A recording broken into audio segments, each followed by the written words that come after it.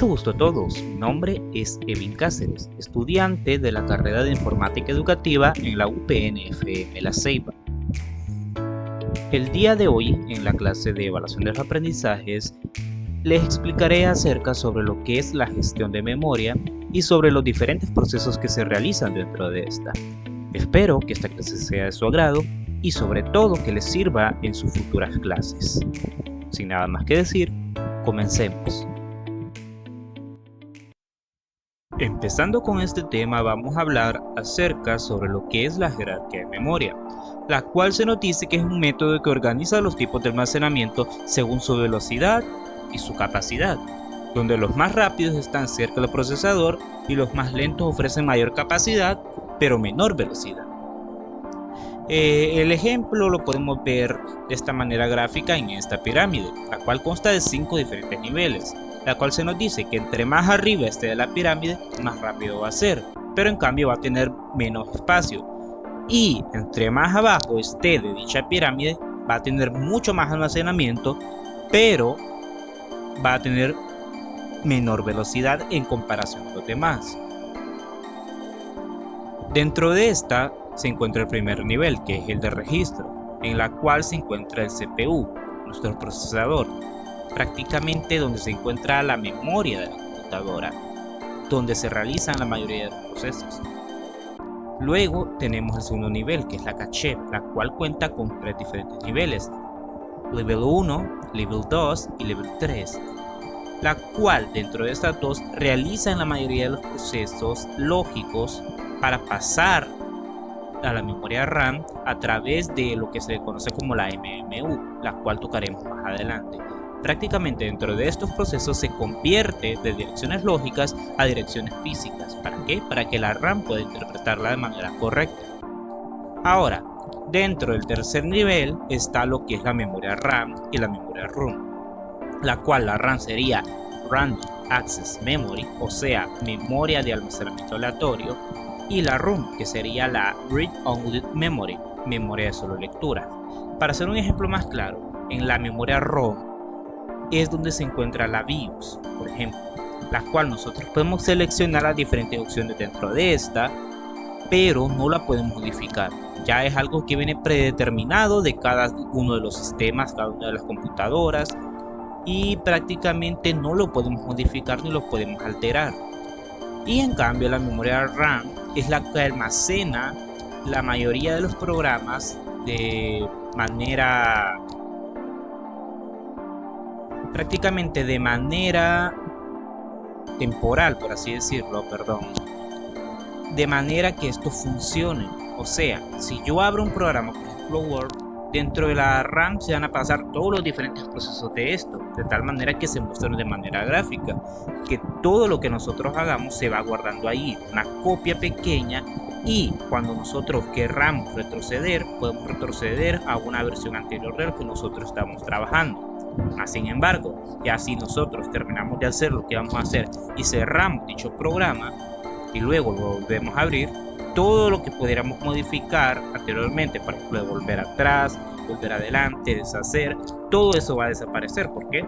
Porque al cerrar el proceso, al cerrar el programa, todo eso se elimina. Por eso se llama almacenamiento aleatorio o almacenamiento temporal. Luego, en el cuarto nivel tenemos lo que es el disco duro y las memorias virtuales, la cual serían prácticamente donde se aloja la información dentro de la computadora, y la memoria virtual sería el proceso que convierte un poco del disco duro en memoria RAM extra. Y por último están los almacenamientos extraíbles, los cuales serían todos aquellos que se puedan conectar a través de los periféricos de la computadora, por ejemplo los discos duros externos, las memorias USB, micro SD, o incluso podrían ser discos. En algún caso, si su computadora utiliza discos, podría almacenar información dentro de esta. Tal y como le dice, entre más lejos esté de esta pirámide, más lento va a ser, y entre más arriba esté, mayor será su velocidad.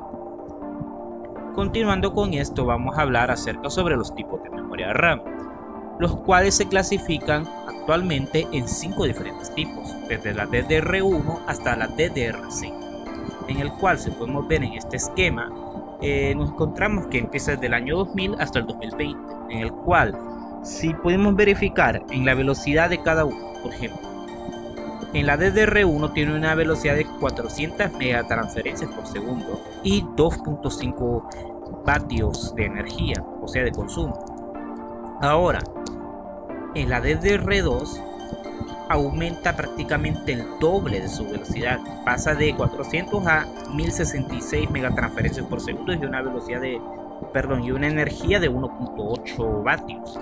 Luego, en la DDR3, esta aumenta el doble también, o sea, pasa de 1000 a 2000 a un costo de energía menor de 1.5. Luego, en la DDR4, pasa a los 3200 megatransferencias por segundo y a un costo de energía menor a 1.2. Y por último, en la DDR5 que salió en el 2020, de 4800 megatransferencias por segundo o más incluso, a un costo de energía de 1.1, que su mayoría es relacionada al gaming, a la edición de videos, a la IA, por ejemplo. Podemos ver una gran comparativa en esto. Solo comparen. Desde el año 2000 hasta el año 2020, una velocidad de 400 megatransferencias por segundo, comparado a casi 4800 transferencias que se pueden hacer actualmente en una DDR5, a un costo de energía casi a la mitad. Pasó de costar 2.5 vatios a 1.1.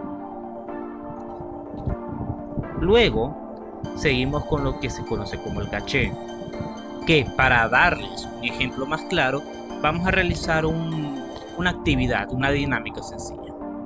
Por ejemplo, si yo intentemos hacerlo con Paint. Probemos Paint. Por ejemplo, imagínense que lo que voy a dibujar ahorita, 1, 2 y 3. Imagínense que esto es, por ejemplo, una cocina. Imaginémonos que esto es una cocina, aunque ni parece.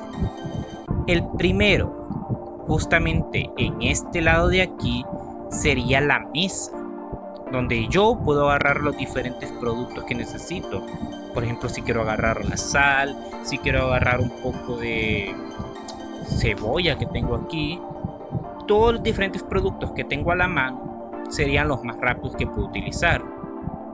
O sea, puedo agarrarlos al instante y ya están aquí. De esta manera trabaja la caché, en la cual si se guardan en 3 diferentes áreas, más rápido, mediano y más lento, en la más rápido se enfocarían las principales actividades o los principales procesos que utilizamos regularmente, utilizamos todos los días. En la 2, que por ejemplo podría ser como un gabinete o algún almacén que tengo aquí, por ejemplo, donde puedo sacar, por ejemplo, la ketchup, digamos que la tengo guardada en un almacén, por ejemplo, en una gaveta. Tengo guardada la ketchup, tengo guardado tal vez algunos encurtidos que he ocupado echarle o algo así parecido. Imaginémonos eso. Me voy a atrasar en buscarlos, pero los tengo cerca, así que no me voy a atrasar tanto. Esto sería el nivel L2. Y por último estaría el nivel L3, que ya sería, busqué en todo lado, busqué en la mesa y busqué en el almacén y no tenía nada. Entonces, ¿qué haría en ese caso? Bueno, como no tengo nada, tengo que ir al súper a comprar lo que yo ocupo. O por ejemplo, puedo ir a mi carro, puedo ir por ejemplo a la tienda o a la pulpería que me queda cerca. Ese podría ser un ejemplo. Entre más rápido, más pequeño va a ser. Y entre más almacena, más lento va a tomar de ejecutarse. Y prácticamente este sería un ejemplo cotidiano, un ejemplo simple de cómo funcionaría lo que es el caché, lo cual se ve ejemplificado en esto, del L1 que es pequeño y rápido, el L2 que es mediano y considerable, y el L3 que sería grande pero lento.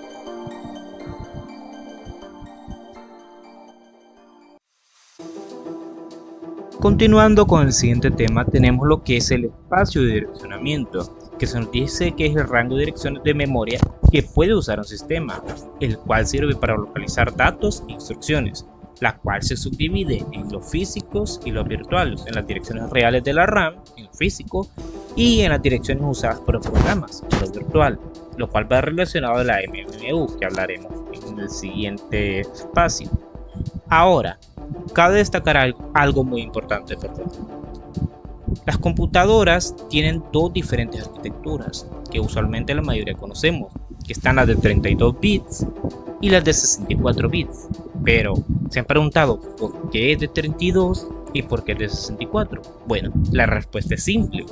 Una computadora en su mayoría de 32 bits no puede procesar a más de 4 GB de RAM. O sea, ese es su límite en el cual puede funcionar. Si le ponen más de esa cantidad, va a generar un cuello de botella. No va a aprovechar, por así decirlo, la demás RAM que tiene.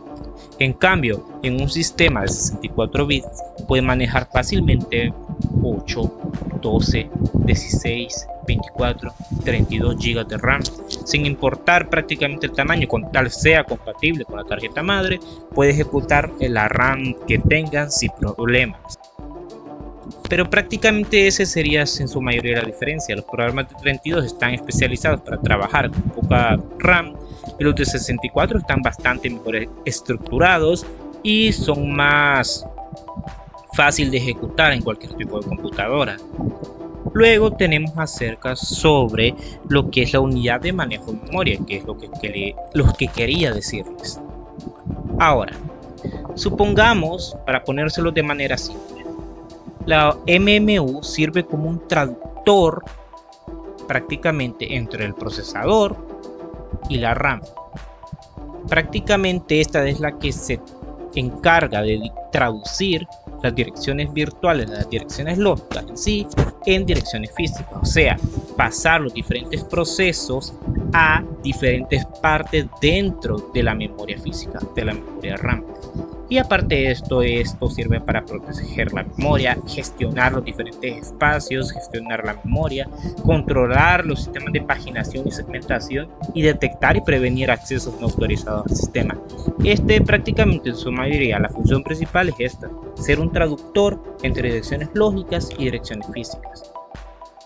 Luego tenemos acerca de lo de la memoria virtual, que para ponérselos un ejemplo simple, imaginemos que abrimos Photoshop, que abrimos por ejemplo Excel y que abrimos CorelDRAW. El sistema se va a saturar si no tenemos la suficiente RAM necesaria para eso. Entonces, ¿qué es lo que va a hacer la MMU? Pues esta toma una pequeña parte del disco duro y la convierte momentáneamente en memoria RAM. O sea, prácticamente genera una RAM virtual que al momento de finalizar dicho proceso se elimina completamente, aprovechando de esa manera mayor espacio, mayor capacidad, pero siempre sería un poquito más lento, ya que estamos hablando sobre prácticamente un disco duro que estaría en el cuarto nivel. Y pues prácticamente ese sería, resumidas cuentas, que es la memoria virtual. Luego tenemos acerca sobre las representaciones del manejo del espacio de memoria, la cual consta de 4 diferentes partes: programa fuente, ejecutable, espacio de memoria y memoria principal. Y para explicárselo de manera simple, tomaré de ejemplo un programa. Por ejemplo, el que estoy usando ahorita para grabar este video se trata de OBS Studio. Imaginemos, si yo quiero abrir este programa, primero empieza como un código fuente, como un código principal de dicho programa. Ahora, antes de ejecutarse necesita ser interpretado, ¿verdad? Antes de funcionar. Entonces pasa a la siguiente sección, la de ejecutar. Luego de esta ser interpretada, genera un archivo ejecutable con 4 diferentes partes: cabecera, instrucciones y datos, la cual en la cabecera genera los diferentes parámetros que debe seguir, las instrucciones genera los datos y genera qué es lo que debe de hacer, y los datos guardan la mayoría de las funciones de dicho programa. Luego tenemos lo que es el espacio de memoria del proceso, la cual se divide en 5 diferentes partes: bloque de control, instrucciones, que como su nombre indica, almacena instrucciones, el espacio libre, que sería prácticamente donde se administraría para guardar dicha información que se ha realizado, y datos, que sería prácticamente todas las funciones de dicho programa, todo lo que puedo hacer dentro de ese programa, y la pila o stack, que sería el nombre técnico de ello, la cual esta funcionaría como prácticamente un almacenamiento temporal dentro de la misma, que guarda las diferentes acciones que voy realizando, y si necesito retroceder lo hace, y si cierro el programa todo esto se resetearía, y luego todo esto pasaría a dividirse dentro de la memoria RAM en diferentes procesos o en diferentes secciones. O sea, aquí es donde se genera el proceso de pasar de direcciones lógicas a traducirlas a direcciones físicas. Y luego se van a preguntar, ¿cómo es que se divide la memoria o cómo se dicta cómo se va a dividir? Bueno, existen diferentes fases o diferentes formas en las cuales se divide, las cuales veremos a continuación, que en su mayoría sería en las asignaciones contiguas y asignaciones no contiguas, que para hacérselo más claro, en las asignaciones contiguas son las que los procesos están uno justo detrás del otro, y las no contiguas serían aquellas que no importa el orden y no importa tal vez si está antes o si está después, siempre van a seleccionarse por medio de un verificador, lo cual veremos más adelante, pero prácticamente pongámoslo en este contexto. En las direcciones contiguas se encuentran los particionamientos estáticos y los particionamientos dinámicos, que son los que nos enfocaremos en este momento. En el particionamiento estático se nos dice que es la memoria la que se divide en partes de tamaño fijo cuando el sistema arranca, y en términos simples, cada partición solo puede contener un proceso a la vez, que este se subdivide en particiones iguales y en particiones desiguales. Y pues para hacerlo más fácil la explicación, vamos a hacer lo siguiente. En Paint, por ejemplo, vamos a utilizarla de nuevo. Supongamos que lo vamos a hacer con una RAM que se clasifica en cuatro diferentes niveles, en cuatro diferentes partes. Digamos, selecciono este cuadro que se va a representar como si esta fuera la RAM. Digamos, esto quiero partirlo, por ejemplo, en 1, en 2, en 3 y supongamos que en 4. Supongamos, utilizo la herramienta de lápiz, que todas estas van a estar divididos en 25 MB. En total nos daría que este sería una RAM que se partió y que en total sería de 100 MB. Supongamos. ¿Qué significa? Que cada una de las particiones va a tener una cantidad máxima de 25 MB. Digamos, si entrara un proceso, por ejemplo, imaginemos que este es un proceso A, que este es un proceso B, que este es un proceso C. Supongamos así. Vamos a ponerlo así. A, B y C. Ahora, supongamos que el proceso A es de 25. Y este quiere entrar aquí. Como la partición es de 25, cabería exactamente tal y cual. Entonces quedaría perfecto, no se desperdiciaría. Y digamos, si entrara el proceso B, que es por ejemplo de 15 MB solamente, supongamos, este entra aquí. Va a entrar, obviamente, pero se va a desperdiciar lo restante, que serían alrededor de 10 MB. Y esos 10 MB no los podríamos utilizar para otro proceso, porque no puede haber dos procesos dentro de una misma partición. Entonces, si entrara un proceso C o quisiera entrar que fuera de unos 30 MB, como podemos ver, no hay ninguna partición dentro de esta que tenga esa cantidad. Nos puede entrar aquí, ni aquí, ni aquí. Entonces no se podría utilizar este proceso. Realmente bastante, no es muy práctico en procesos grandes esto, ya que tiene que tener prácticamente la misma cantidad de cada partición. Si no, si es menor, va a generar lo que se le conoce como fragmentación interna, espacios desperdiciados dentro del mismo. Y si no hay este espacio, no va a poder, y si por ejemplo es un proceso C de 30 o más, no va a poder ejecutarse en ninguno de los espacios, ninguna de las particiones. Ese es el ejemplo de tamaño fijo, perdón. Ahora, dijimos que habían dos diferentes partes, ¿verdad? Si vuelvo a utilizar, por ejemplo, abramos otra hoja de Paint. Si son particiones de diferente tamaño, por ejemplo, digamos que esta es una de... Primero hagámoslo, luego definamos. Por ejemplo, aquí, ajá, aquí y así. No se mira muy bien, pero supongamos. Ejemplo, supongamos que la primera es una partición de 30 MB. La segunda es una partición de 25, por ejemplo. La tercera es una partición de 15. Y la última es una partición de solo 5.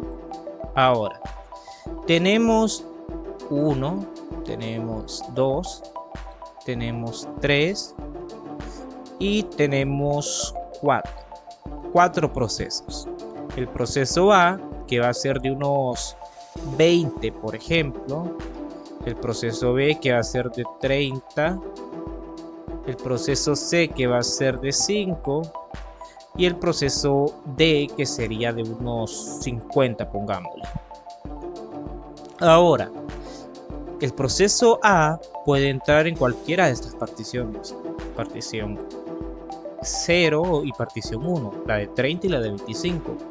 Si entra en la de 30, van a quedar 10 MB sobrantes. Si entra en la de 25, van a quedar 5. Entonces digamos que este solo puede entrar en esta y en esta. Ahora, tenemos también la partición de 30.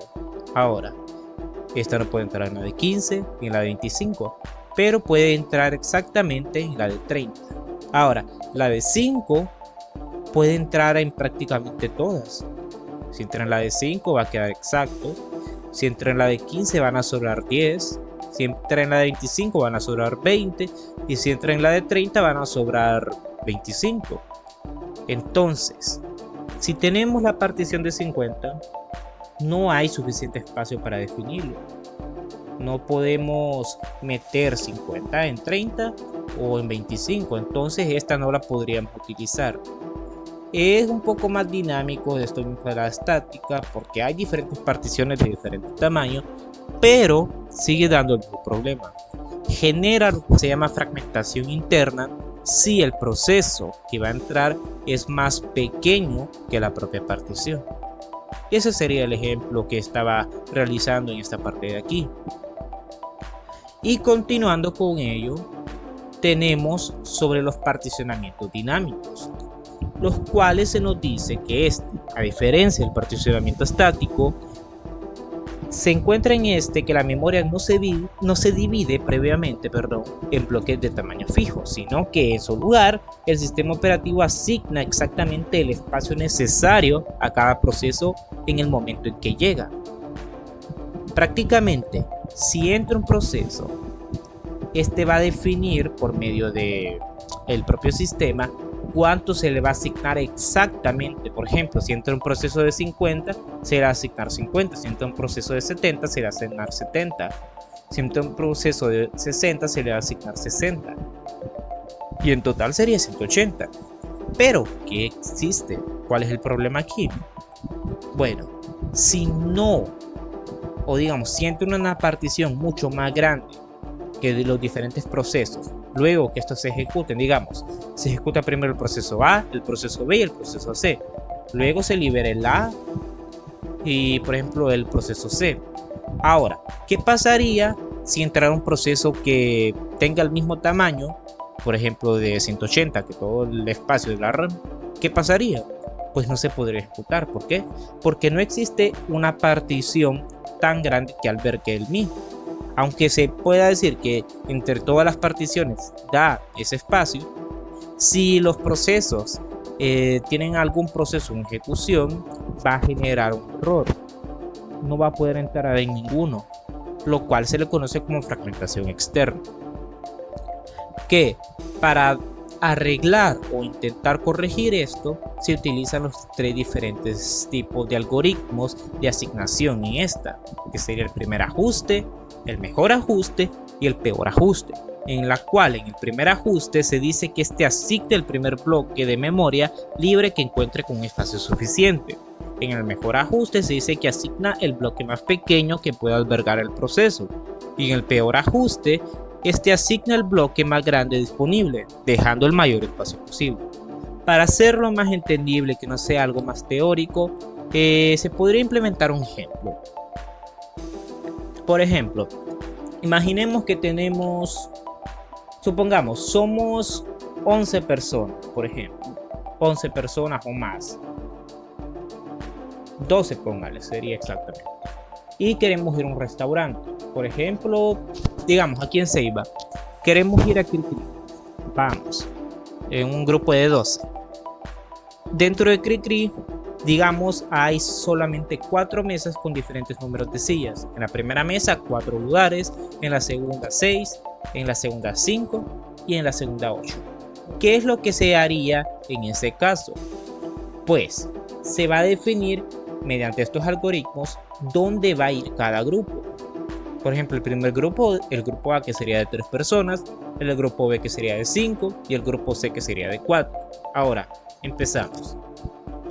Digamos, en el primer ajuste, como su nombre lo dice, se trata de asignar la primera mesa que encuentra donde quepa. Por ejemplo, si en el grupo A de 3 personas entra, la asignaría justamente en la mesa 1, que lleva 4 lugares y sobraría un lugar. En el grupo B de 5 personas lo asignaría en la mesa 2, que le toca 6 lugares, o sea que sobraría un lugar. Luego en el grupo C entraría en la mesa 3 de 5 lugares y sobraría un solo lugar. Entonces la mesa 4 quedaría libre, que sería de 8 lugares. El primer ajuste, es bastante práctico, pero deja varios lugares grandes vacíos. Ese es su principal problema. Luego tenemos el que se conoce como el mejor ajuste, que ajusta la mesa más ajustada posible, de forma que quede el menor espacio. Por ejemplo, el grupo A, que consta de 3 personas, sería la mesa 1 también, sobraría un lugar. El grupo B iría a la mesa 5, el grupo B iría a la mesa 3, en el cual quedaría exacto y no sobraría ningún lugar. Y en el grupo C de 4 personas iría a la mesa 2 de 6 lugares, o sea que solamente sobraría 2 lugares. Entonces este es mucho más optimizado, pero su principal error, es que tarda bastante tiempo en ejecutarse. Luego tenemos el peor ajuste, que prácticamente el primer proceso que entra lo asigna al espacio más grande. Es como si ustedes entraran y un solo, que solo son 3, y los asignaran a una mesa grandísima de 12 personas. Por ejemplo, si tenemos un grupo A de 3 personas, esta la asignaría a la primera mesa más grande, o sea, la mesa 8, la mesa 4 de 8 lugares. Sobrarían dentro 5 lugares. Luego tenemos el grupo B de 5 personas. Entonces se iría a la mesa 2 de 6 lugares, en la cual sobraría un lugar. Luego tenemos el grupo C de 4 personas, que iría a la mesa 3 con 5 lugares y sobraría un lugar. Entonces, ¿qué es lo que pasaría en este? Sobrarían los espacios más pequeños, ¿verdad?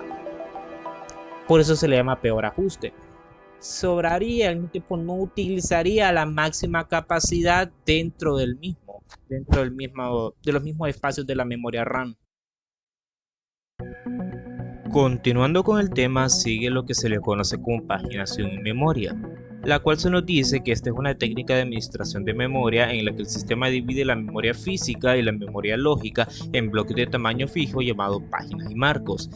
Para ponerlo en un ejemplo más claro, existen dos diferentes partes: las páginas, que es donde se alojan los procesos virtuales que se realizan en el procesador, y los marcos, que son, como por así decirlo, las subdivisiones de la propia memoria RAM, en la cual puede llegar a alojar una página por marco, lo cual vemos en el ejemplo del bloque del lado derecho, en el cual tenemos un proceso A que se divide en 4 páginas diferentes, empezando desde la página 0, la cual, mediante lo que se le conoce como una tabla de páginas, se ubica en los diferentes marcos de la memoria, guardando un código que servirá como referencia para ubicarla dentro del mismo marco o de la misma tabla. Por ejemplo, en las páginas desde el 0 a la 3, utilizando estos marcos de memoria, podemos encontrar el marco 0, o mejor dicho, el marco 0 vacío. En el siguiente, el marco 1 albergaría el proceso 0 o la parte 0, la página 0. Luego, la página 1 iría en el marco 4, la página 2 en el marco 3 y la página 3 en el marco 7. Para ponerlo de un ejemplo más simple, tenemos 8 partes de la memoria RAM, la cual dentro de ellas se van a alojar los diferentes procesos. Como por ejemplo, dijimos que la página 0 iría en el marco 1, ¿verdad? Entonces, como pueden ver aquí, del marco de la página 2 y de la 1 no están en orden cronológico. No importa exactamente que estén o no estén de manera contigua, o sea, uno después del otro, o que esté uno antes que otro, ya que estos, al tener un código como un verificador, al momento de ejecutarse y de analizar dicha tabla, identifica de qué proceso es cada página, y de esta manera se aprovecha la memoria y se evita lo que se conoce como fragmentación interna y externa. Luego, para poner un ejemplo más práctico y simple, tenemos lo siguiente: un ejemplo de paginación de un sistema con una arquitectura de 32 bits, la cual tenemos dos diferentes procesos que solicitan un poco de la RAM.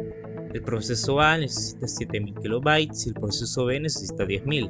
Ahora la pregunta sería, ¿cómo se dividiría?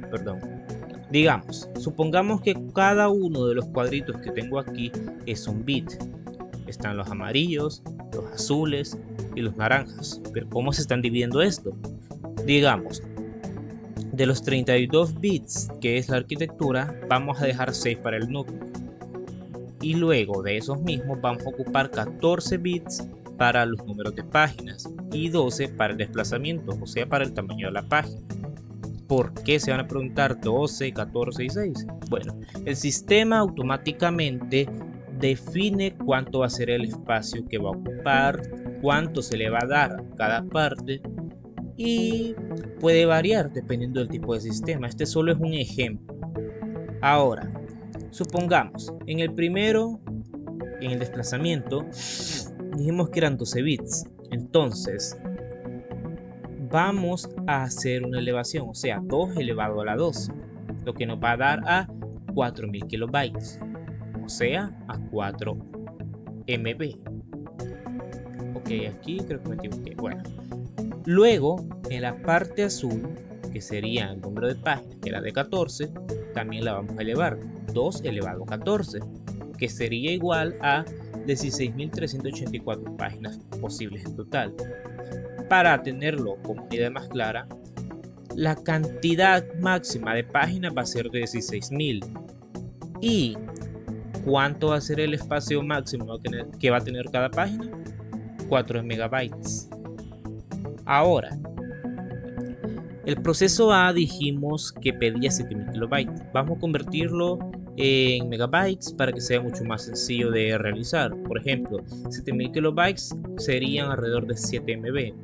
Lo mismo el proceso B, 10.000 kilobytes serían alrededor de 10 megabytes. Entonces, en el proceso A, continuando, vamos a dividir la cantidad que pide el proceso A entre la cantidad de almacenamiento que va a tener máximo cada página, que sería 7 entre 4, que nos daría un total de 1.7, que redondeándolo, sería un total de 2 páginas que va a ocupar este proceso.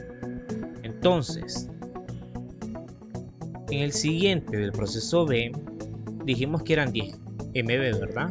Entonces también lo vamos a dividir entre 4, que nos daría un total de 2.5, que redondeándolo daría un total de 3 páginas. Ahora, para saber cuánto se le va a dar a cada proceso, el proceso A y el proceso B, vamos a multiplicar la cantidad de páginas que se le dan por el tamaño que va a albergar cada página. O sea, 2 por 4 daría igual a 8 MB. 3 por 4 igual a 12. O sea, el proceso se le va a dar 8 MB, que ese va a ser el tamaño máximo que va a tener.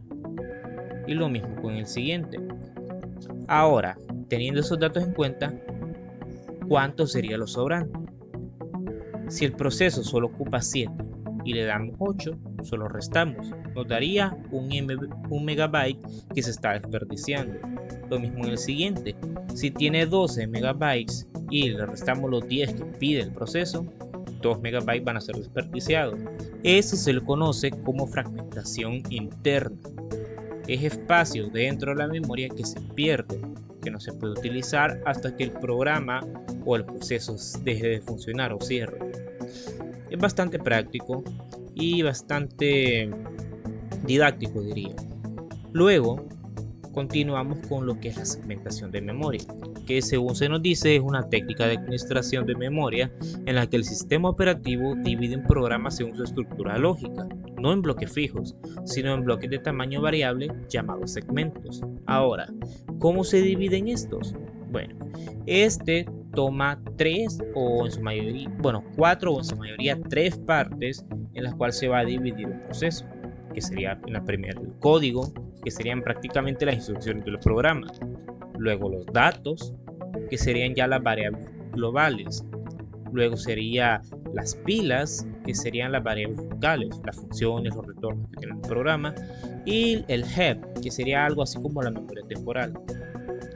Ahora, suponiendo eso, en palabras simples, en la segmentación se le da justamente lo que el programa necesita.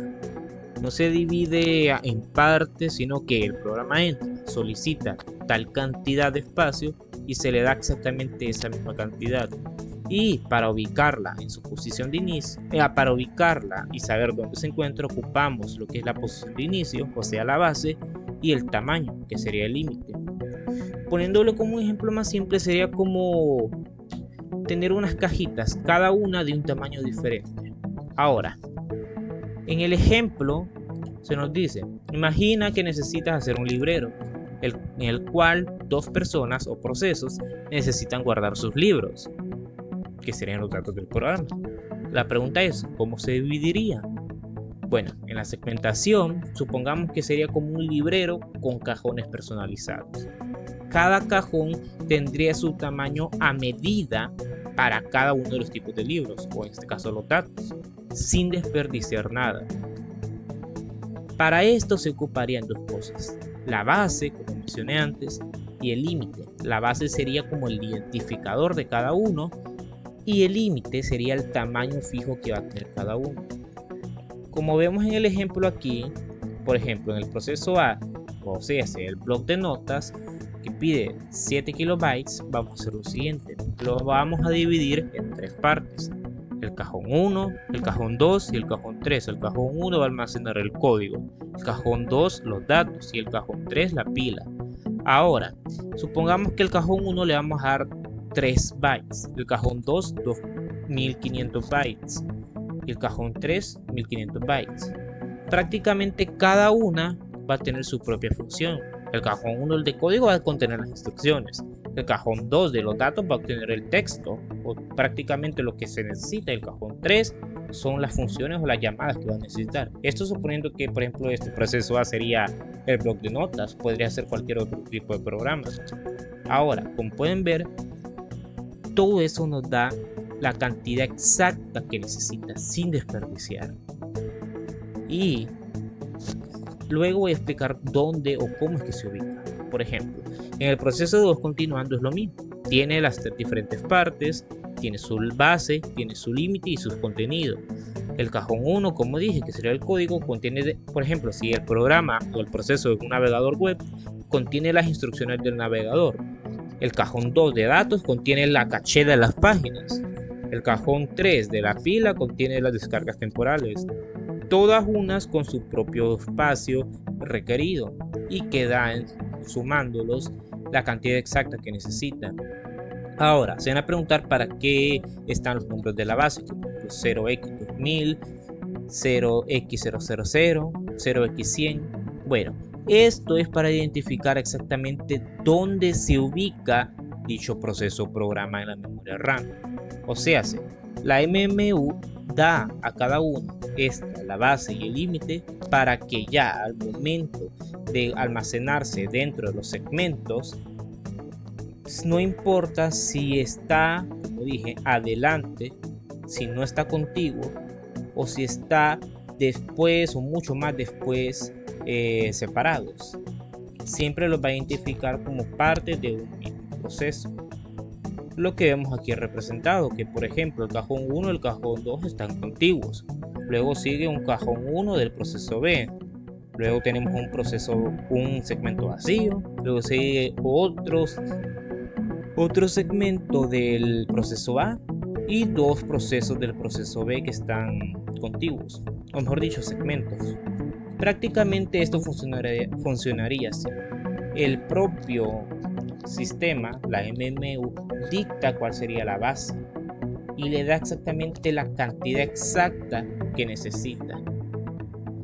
Cabe destacar que, a diferencia de la mayoría de los demás, este le da exactamente lo que quiere o la cantidad, y sobre todo pueden caber dos diferentes procesos en un mismo segmento, con tal de que compartan la misma raíz, o sea, el mismo tipo de información. Por ejemplo, si abres un programa en Excel o una hoja, perdón, en Excel y otra hoja, por ejemplo, en Word, si utilizan el mismo formato, o mejor dicho, si utilizan la misma raíz, por ejemplo, algo parecido como el código o los datos, prácticamente estarían siendo almacenados en el mismo segmento.